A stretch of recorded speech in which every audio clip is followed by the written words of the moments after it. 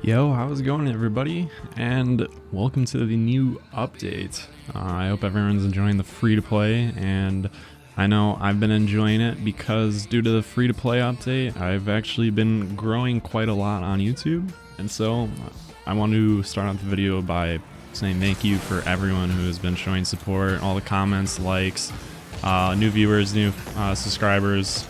I appreciate you all and thank you for being here.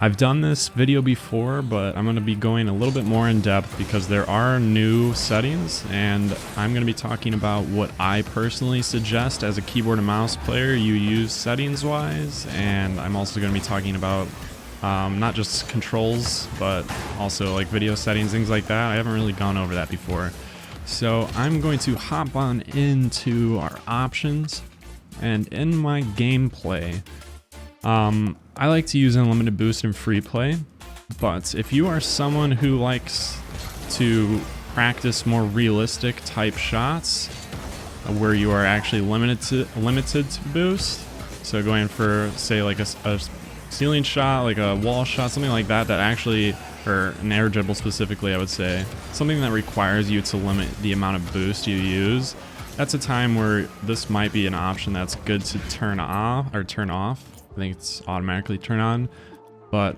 having limited boost in free play can be helpful in some aspects, but I like to keep it with unlimited boost. Cross-platform play, I sometimes turn it off. Right now I'll turn it back on. I don't know why I had it off in the first place. There's not too many important things in here. I would say try and make your client send rate, server send rate high, all this stuff high. Input buffer, I just leave it as default. These are just some aesthetic things, I guess. So if you want to see the competitive divisions and extra game mode ranks, so that's like the hoops and stuff, I just leave those on. So this is kind of all default to me. The only thing you might want to change is make sure your tournament schedule is on your actual region. That way you're not being shown the wrong times. So on a camera settings, this is a question I get all the time, and I'm constantly just responding with a comment. This is the first time I've addressed it in a video. I use settings that are very similar to squishies. I originally, so with Baki's mod, I'll talk about Baki's mod a little bit more later, but with Baki's mod you have this drop down, and this allows you to play with other people's other pro settings. And at first, of course, I was really into, I watched John Sandman at the start, so I was into John Sandman's settings, and then after I grew in the ranks a little bit, I started using my own kind of settings, and after analyzing and just watching some squishy for the longest time, I got into liking squishy's settings, and so I use kind of what I would call a variant of squishy's settings. And as you can see here, I use FOV of 110. Anything less than 110 I really don't enjoy or recommend. Evample is one of the people I can think of that uses a less than 110 FOV, but most pros will have 110. A height of 270 is pretty average. Some people like it higher, some people like it lower.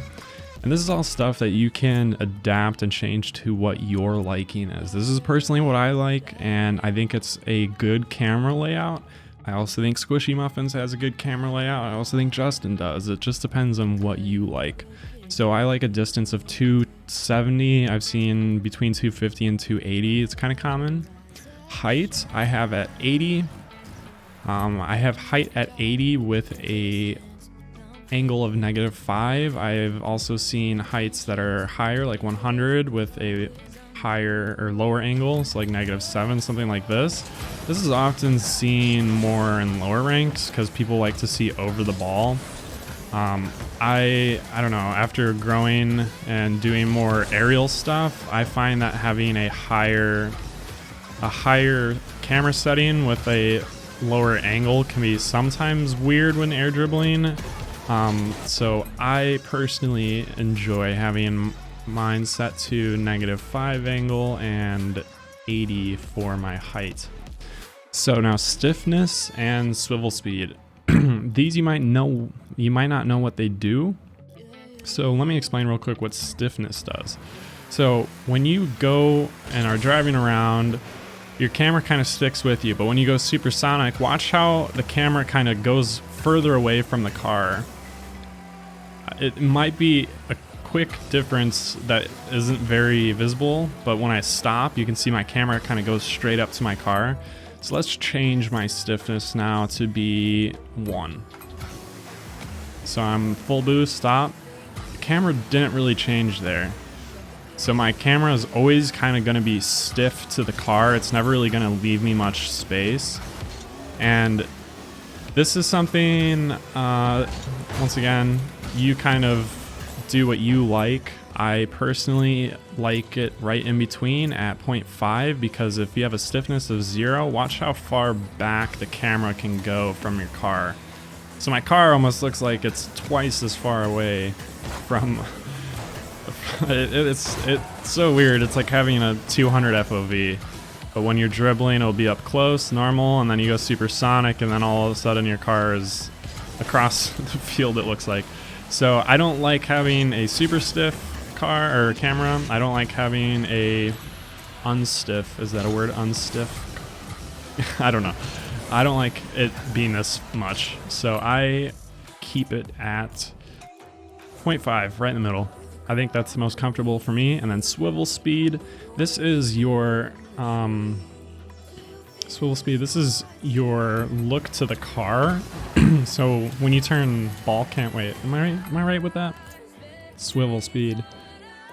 This might be, let me see.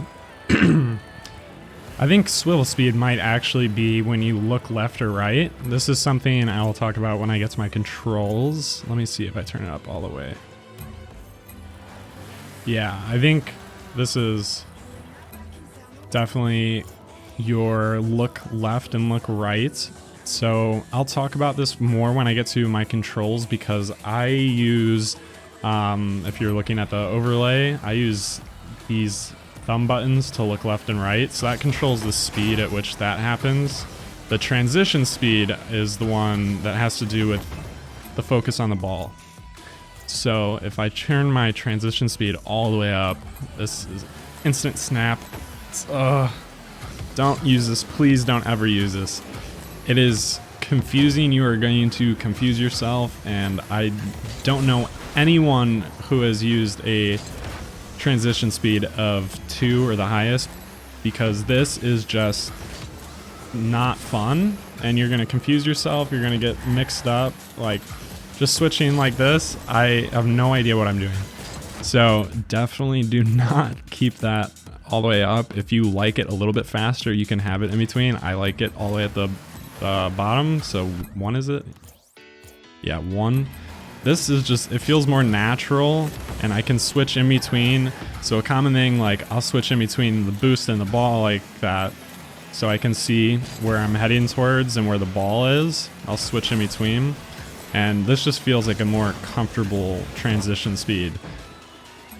So I think that's enough for camera. If you have more questions or any comments, feel free to leave it down below. I don't invert swivel speed. So controls. A lot of this stuff will not have to do with keyboard and mouse. I think this is the new setting, and I have not even tried it. I will try it now. I don't know exactly what it does. As far as I'm aware, it was supposed to do something like level your car if you are like falling. So let's see if it does anything. I'm really not sure what it does. Can I wave dash? Someone said they turned it on and they could not wave dash with it. I can't even see a difference, but I recommend just to leave it off. I have not figured out what it does. Mouse sensitivity, keyboard input acceleration, you can change it and see what it does. I think that most of this stuff I would just leave as normal. If you're a controller player, your dead zone's a major setting that you want to change. But for my keybinds, I have all normal keybinds. So WSDA, so that's my steering. Jump is right click, boost left click. Power slide is left shift. Air roll is removed. This is the biggest thing that I recommend every new player starting the game on keyboard and mouse to do is unbind air roll.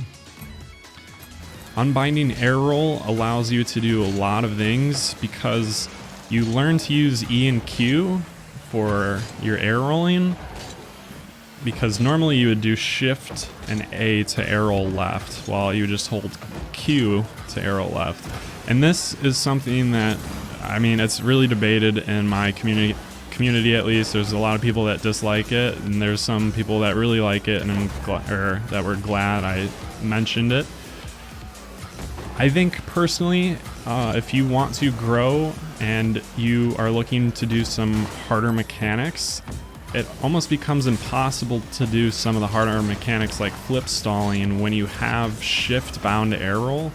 And just from other pros that play keyboard and mouse in Rocket League, they also agree that having shift unbound is highly recommended. So for this sake, we're gonna say shift being unbound, and to unbind it, you click on it and then click the X over here. I think, yes. So I highly advise you to remove air roll. Going on, I think there's only a couple other things I have changed. So my left control is reset shot. So when I'm dribbling in free play, I click left control and that resets the shot. That's what that does.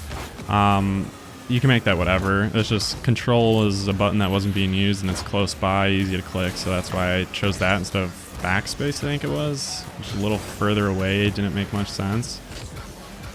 So we can get into looking at the rest of my settings. The other things I have changed are camera swivel right and camera swivel left. So I have my mouse thumb button 2 and my mouse thumb button 1 being used for this. And so this makes it so on keyboard and mouse, you're kind of stuck to being looking at the ball or looking forward. And when you have the camera swivel right and left, at least you're given a little bit more room to look over to the left. It's not as perfect as being able to like look on a controller where you can look up or down, but in this case this is about as best as we got, and that's something that we're limited to with keyboard and mouse. But at the same time, most Xbox players don't always use their camera look.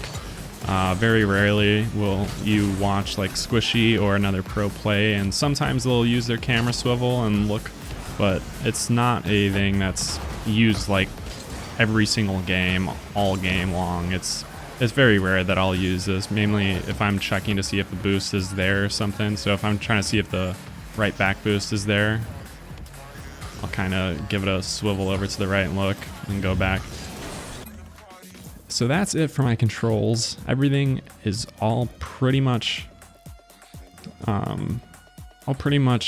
default except the ones I mentioned. Now interface, once again, this is all personal preference. I have my interface scale at 80%. I just think 80% is a good size. Display scale 100%. Nameplate I have at 100%. You can change this if you are having troubles like seeing people on the field. Maybe you can make their nameplate scale a little bit bigger. Nameplate mode, these are something I have to experiment with more. These are settings I really don't even go through, honestly. I don't really tend to look at and mess with these, but I have this at default. Match notifications, I like all match notifications. However, if you're someone who deals with internet issues, I really think it's annoying when you have the what is it? It might be, yeah, the connection quality indicators. I turn that off because it's really annoying when you get that pop-up, the orange, whatever it is, the orange connection meter. It's really annoying, so I turn that off. Force default team colors, I have that off as well. That's just a personal preference. And you can look through the rest. These are, I don't tend to mess with these much, and that's just what I've found to enjoy. So video settings, a lot of people ask me what my video settings are. This is completely going to be your personal situation. You should not just take my settings because you like them. I have a pretty high scale PC, so I'm able to handle having FXAA and high quality, but texture detail I have at performance even. I can turn it up to high performance without having issues, but I save a little bit more FPS. So if you're having FPS issues, I definitely recommend first try switching your anti-aliasing, going down, or if not, turning it off. That's gonna help. That's one of the bigger things that will help. And then your render quality, of course. If you want, or if you're having issues with FPS, you can go down to quality or performance or high performance. Those options will probably give you more FPS. I don't really like having a cap on my FPS. I could cap it at 144 because I have a 144 hertz monitor, but I just let it go to 250 because I have VSync. It actually caps. You can't see it, but it actually does cap at 144 anyways, so this doesn't really matter for me. But a lot of people don't like bloom, and a lot of people don't like lens flares, and that's just because the sunlight in this game can sometimes be very overwhelming, and boosts can sometimes have like this weird blooming effect where it's just too much. So I'll try and show the difference if I go into video and turn on bloom and lens flares. On this map it's not too bad, but you will get lens flares on other maps that will be pretty annoying. You can see how much brighter my, like right at the back of my Octane, the boost is. It's pretty bright with the bloom on. I don't mind these things. I've grown to just be able to live with them. I originally hated like weather, but I think it's just a cool addition to the game to have on. Lastly, audio. I think Rocket League's really loud, so I have it set to 50% gameplay volume and 40% master volume. So when I stream, these are always my settings. So if you're curious how like I get my music and gameplay to kind of blend together at a decent volume, that's how I do that. I don't have the music on. I've kind of gotten tired of the songs. I know all the Rocket League songs by heart by now, so I like my own music. Voice volume, I don't have voice chat even on, so that doesn't matter. Crowd volume, I have it 75 because it can get annoying. Ambient volume 35, that also can get annoying. And the rest of this, up to you, really, whatever you like. Chat, if you're curious, these are my chat binds. They do have new binds, which is really cool. So I have, for when I'm feeling toxic, I now have faking. So if someone misses a save, you know what's even worse than saying what a save now is you can say faking. So good on Rocket League.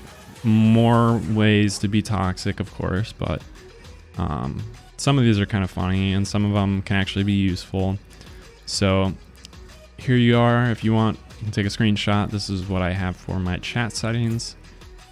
But then other than that, the last thing I want to talk about is Baki's mod. If you are, I don't know how to say this because I don't know exactly how this is going to work for most free-to-play people.